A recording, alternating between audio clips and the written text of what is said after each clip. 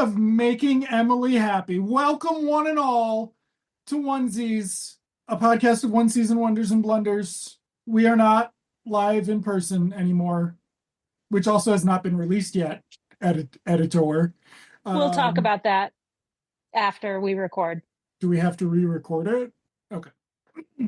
I don't think so. I haven't listened yet, even. Wow. Okay.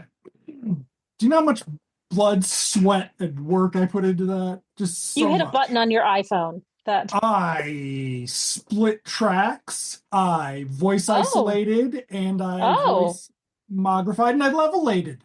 Okay. You did do a lot of work. Thank you. I did do a lot of work. It took 7 minutes because it's 2024. Hello and welcome to Onesies. As I said, a podcast of one season wonders and blunders. My name's Andrew. My name is Emily. Are we doing pre-show banter? Who knows? I don't listen to the show, and neither does Emily. If we kept the banter, that makes sense. Boom. Okay. I do when I edit it. That's it. Well, folks, we're watching Dweebs. We're watching 1995's. We couldn't get Rick Moranis back, actually. Holy mother of God. Rick Moranis and Annie Potts in this. Fulfilling the Ghostbusters energy. Yes! Just nerd fucking. Oh, with their eyes and hands and things. And that's not what we're watching. Okay, let's not go get into any more detail. Weird. I don't know. I thought I was writing a check and I had to put it in an envelope, and the envelope said something like, check the width. And I was like, was that a note from something we recorded? Was that a note from World of Giants? I think it was. I think it might have been. Yeah, when we were like constantly talking about scale. Yeah. Yeah. I think it was. But this episode is entitled, I wrote it down, everyone. I've already come up with the title. Thick Dip with Chunks. Thick Dip with Chunks, indeed. Which describes this program. Though it was a better episode than last time. I would say it was a better episode than the last time. It was not, well, Carrie did promise Corey Feldman sex with a vulnerable woman if he came to the party. So that was something. Corey Feldman was not very good this episode. No, he wasn't. Stephen Tobolowsky was great, though. He was, and I'm just going to say it. If he and Carrie end up together, this is my favorite show. Oh, good. He was They're so not funny. Going to. No, they're not going to. So we open with The Office. Oh, you know what we haven't talked about yet? The what is it called? You're the smart TV person. Graphics. Yeah. The graphics at the beginning. So it's a computer screen crowd, but it's stupid. Kind of, but it's stupid. But I love it. It's so stupid. I love it.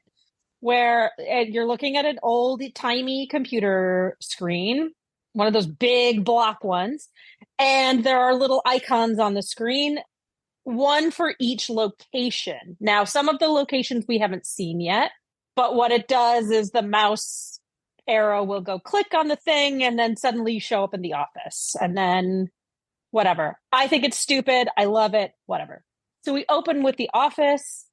Noreen, Carrie's friend, is coming to visit her. They're going to go have lunch, we find out later. But she gets caught up in the fire of laser tag. The guys are fighting each other in laser tag in the office. Oh, no, she talks to Warren first. Yeah. And she's very charming and he's very not. And then she gets caught up in the crossfire. Stephen Tobolowsky takes her as a hostage. Yes. But then says, we're getting out of this together. So he's actually quite cowardly, using her as a human shield so they can get out. She gets hit in the stomach, where then she starts freaking out about her fertility. As she should. It is her most valuable trait, I believe she says. Does she say that? She says, like, I have things I need in there. She says Does I she have did things I need in there. okay. I would assume, I'm just going to say this right now. It seems like, no, I'm not going to say it. I don't want to, I'm not going to actually say it. Okay. Um, I'm sorry. I will not slander someone. I have never done that on this program. Listen to Autobad. Listen to the things that I said You say about so Desi many Arnaz. good things about Desi So Arnaz many good Jr. things about Desi Arnaz Jr. being a mama's boy and Lucy demanding he got fucking tongue on set. Like, yes, okay, I've grown since then. Yeah. Also, Yeah. Autobad was a much more entertaining show. Okay, so yes, the lasers go through her. We do see the lasers, which you do not actually Yeah. see with laser Yeah. tag. Presumably she sees the lasers as well. Presumably. Like, it's not just for our benefit. So then Carrie comes and gets her, and as they leave, Carrie spins around and takes out all the boys with her own laser gun. And then blows on it like a fucking movie. Nobody ever does that in real life. I Except for Alec guarantee Baldwin. you, except for Alec Baldwin, and I guarantee you 94% of police officers. Oh, anyway, they go to Anyway, lunch, cut to lunch. They go to some cafe that's some nerd cafe. There are people walking around with VR headsets. and the kid from the pilot, they were like, you know who's fucking great? That guy. And That to be guy. entirely honest, he ain't the worst in the He's episode. not the worst. Um, And that guy is Andy Berman. Very recognizable character actor.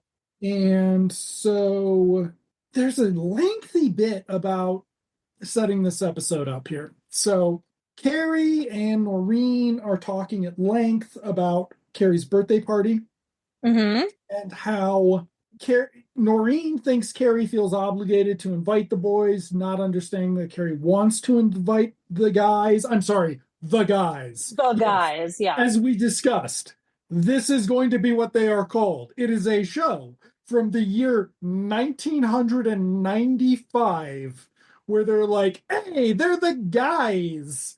It's like it's out of 1962. Roger Corman stopped doing this in biker Yeah. movies at some point, right? Like it's so bad.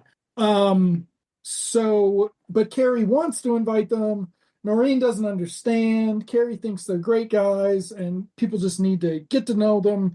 And then the miserable waiter who has his PhD in structural engineering brings them the birthday curd. If he has So, a PhD in structural engineering, why isn't he working at a university? Or I don't understand. It's the 90s. These it people yeah, this ruled the is fucking not world. yeah, this is not one of the jobs that you know who always needs structural engineers? The US Army, okay? Like Okay. you can build fucking whatever all the time for them. Um but yeah, so we get a whole backstory on that seems like it's time killer. Um and then yeah, they decide they're going to invite them, and we cut back to the office where they're not interested in going. That's the twist. Yeah. They don't want to come to her house, even the last time they were practically peeling her panties off with their eyeballs when she invited them. Oh, we gotta talk about the rape culture later. Cool, cool, cool. Um, where is this supposed to take place? Like, are we supposed to think it takes place in California? I have no idea. I don't really think they set it up very well. I mean, No.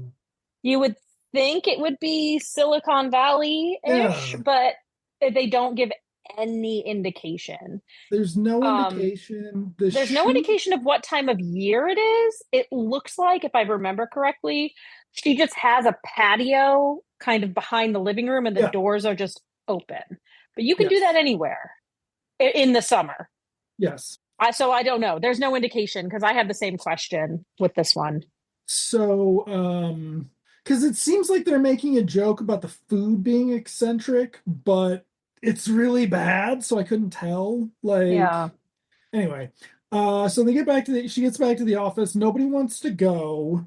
She's only able to she convinces Corey Feldman first because she's like, I will hook you up with a desperate woman and Who you doesn't end up being that desperate, and we rarely see her interacting with Corey and Feldman.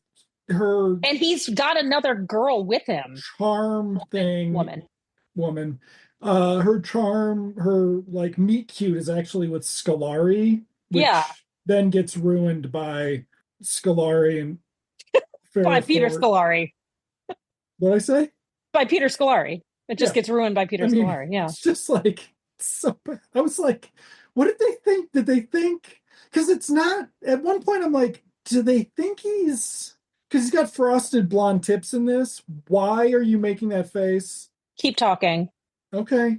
Should I stop making fun of Peter Scolari's No, no, frosted no, tips? Okay. no. So at one point in the episode, I'm like, because they end up in the kitchen, and we've talked about last week, Pamela Fryman directed many episodes of Frasier, and the kitchen is a big thing in there. And I'm like, did somebody think Peter Scolari was like David Hyde Pierce in 1995? Was that the energy they were trying to get and failing so I fucking bad? so bad because I would never make that connection with this. The I mean, physical maybe a little bit. comedy, the physical comedy stuff. David Hyde Pierce does physical comedy wonderfully, but Yeah, rarely. So every one yeah, of the episodes where he does it, it was one of like the classics. yeah. Hey, why isn't he on the new series? Google Kelsey Grammer loves Trump. Okay, so backing up, rewinding this fine program back to eventually all the boys agree to go, and we get a lengthy bit about Peter Scolari and the dip, which is where we get the title of this episode, Thick Dip with Chunks, I believe. Which is what The he title of describes the title the of the podcast podcast. episode. No, the title of the Yeah. episode is The The Birthday Party. birthday parties episode Yeah, or something. Yeah. fucking, Whatever. we have much better titles for our programs. Um, so folks, little how the I forgot the expression. How the cheese is made, how the How behind the how the scenes, sausage is made. how the sausage is made talk. Yeah. So we were at our first annual podcast retreat last week. We were talking about listenership, and I just realized I think that we might have lost some listeners after the episode that was called "Fuck You, Joanne." Trans Lives Matter, which is Nice. worth it. I mean, Those are hey, those are listeners we can lose. exactly. So I there. mean, the choices are made, and if you support Joanne more than you support us poor podcasters, then that's fine. Joanne doesn't need you. No, That's okay. that's fine. We watched the show for you, our dear. Okay, so anyway, it's fine. We're not bitter. We're not bitter that they've all No, been bad shows lately. These are no, the choices we make. yeah. Didn't you want to do a Doctor Who show, Emily? Okay, I would love to do a Doctor Who show. so then what happens? So then we cut to the party where Carrie's making the dip and testing the dip, and Noreen's like, "This is so fucking stupid. Why are we on the show?" And Carrie's like, "This is a good show. It's gonna fucking be a hit. It's Yeah. CBS. They know what they're doing. They've got Sybil and the nanny. They're making Bonnie Hunt happen. Like, Can we talk about Bonnie Hunt? Did we I've talk been about this last we week? did, but yes. How did that? Whatever. Let's not talk about it. Let's not rehash it. She is charmless. Whatever. Maybe she's better now. I don't know if we Maybe. were actually recording when we talked about this because we said some things about some familiar folks. Ah, Okay. Anyway, I don't know. I thought I liked her in Jumanji. Like, but those commercials for her little sitcom thing, they were just so bad. She's yeah, charmless. She's not. funny. I wonder how many seasons that lasted. Are you gonna make us watch Bonnie Hunt next? Great. Dun dun! You'll be begging for ABC. You'll be begging for it. Okay, so the party. So Morley gets there first and gets weirded out by being early, so he goes to sit in the hall by himself, but then they invite him in. We then get this like cute edit where he says, "This is the type of party I like, just a handful of people, nobody crowding your space." And then we fade to him being crowded on the couch with women using him as like a Hmm. fucking armrest. Which has never Uh, happened in the history of anything ever. Well, no, that's not true. It has not happened to a white man. How about that? I don't know where the not joke or joke is. Okay. It's not a Well, joke. Cut to the party. anyway, I'm trying to Morley's being see, I'm used as trying an to figure out if there's armrest. a Caligula joke in here or if there's not. But then I was I've like, never but to I've make never this seen such filth. I don't own the director's cut. good, I'm glad. I've never been to a bondage party where they've been watching it simply because they've been watching it. I mean, Malcolm McDowell's gonna get people to watch that movie one way or the other. You know, if he's got to throw a party, he's got to throw a party. Okay. Um, back to this wonderful show. So Yeah. the other guys are getting there. Vic is there, being Corey Feldman. Peter Scolari's already fucking talking about the dip.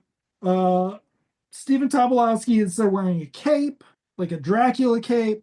I thought it was going to be like a fashion bit, like it was actually like a personal fashion bit, and it was going to be a thing. It was not. It was that Vic tricked him, Mm-hmm.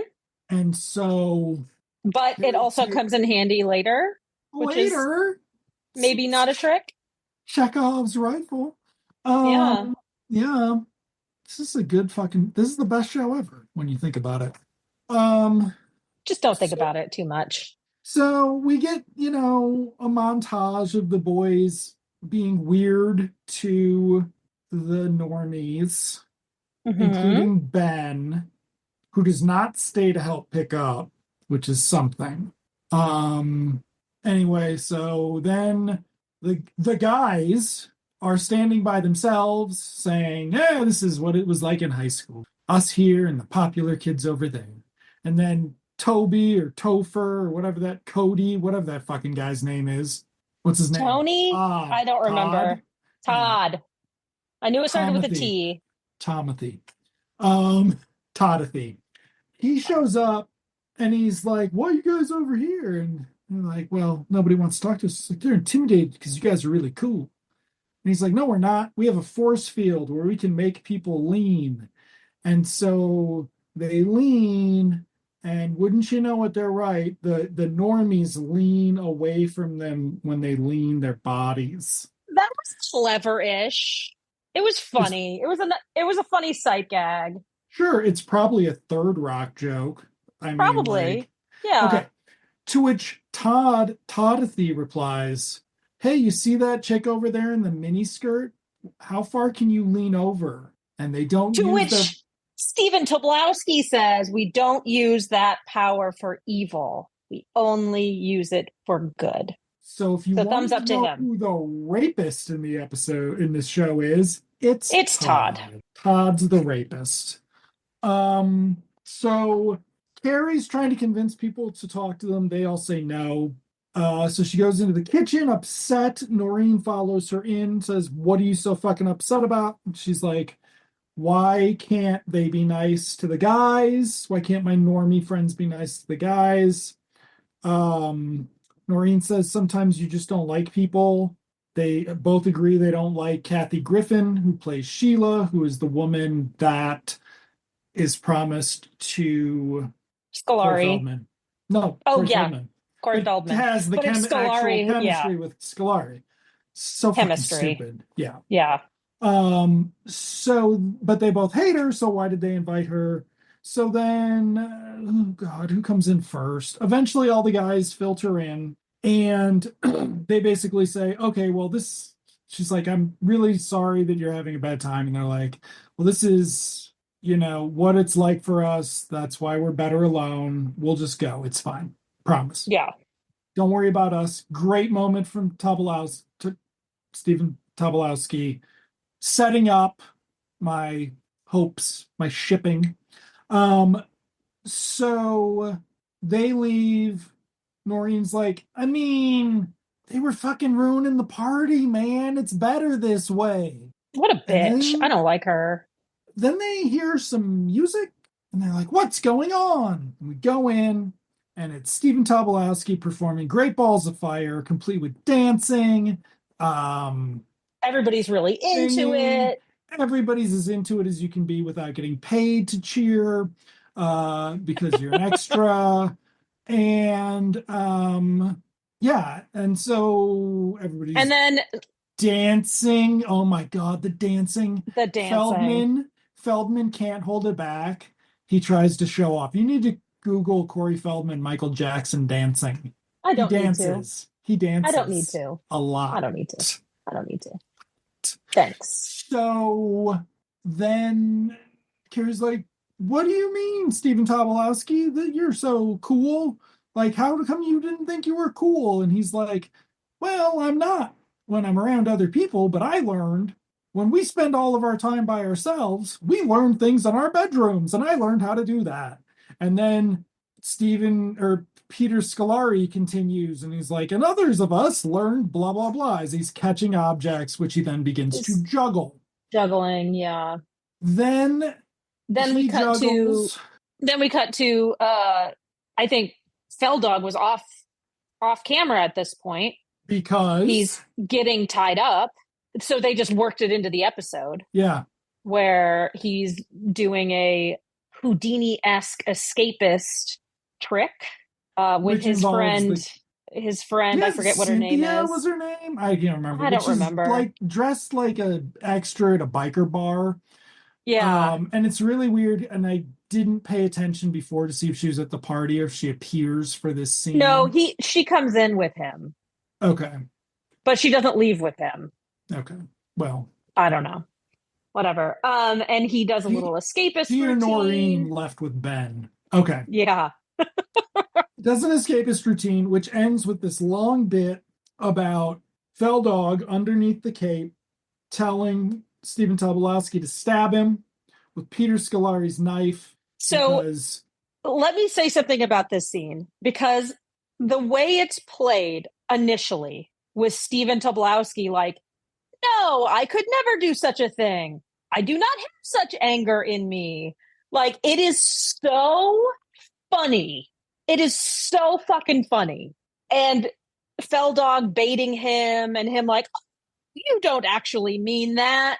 Like, it is so funny that it's completely ruined by the actual punchline, which is Morley grabbing the knife and stabbing him in the head.